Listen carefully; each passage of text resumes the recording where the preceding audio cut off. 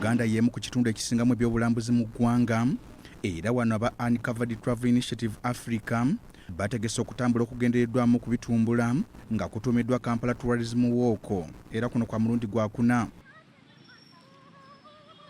Mu kutambula kuno basimbudde ku National Theatre mu Kampala ne boolekera KCCA babo ku katale k'Owino, era oluvudde wano ne boolekera ekisenge ky'olukiiko e Mengo, oluguudo lwa Kabakanjagala n'ebifo ebirala.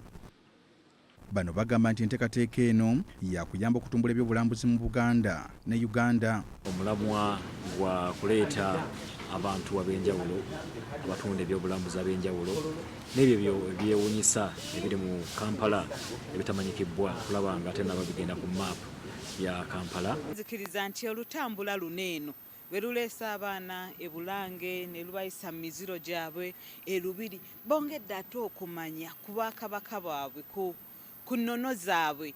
Insidensi ziri mu kulaba Uganda, saako n'abantu bangi bajja mu Uganda.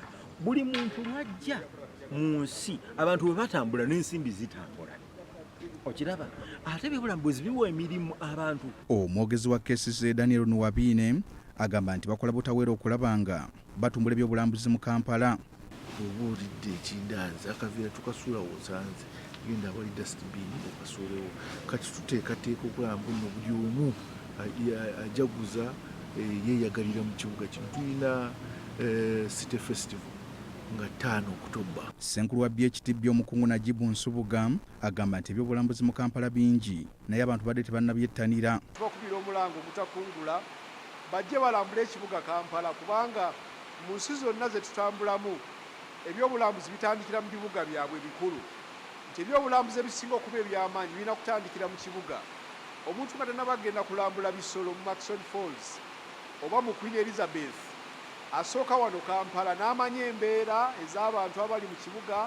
Abalambuzi abetaayo mu kutambula kuno bagamba nti bayize bingi. Tusobola okutambula kubalaga bulungi bwa Uganda nti bannayuganda tusobola okutambula mwena ne mukimanya nti Uganda yaffe, olala mutambule naffe. Here to discovering Uganda, omanyi mutera okudduka ewala kyokka nga wano ewaka mu city mulimu ebyokulambula.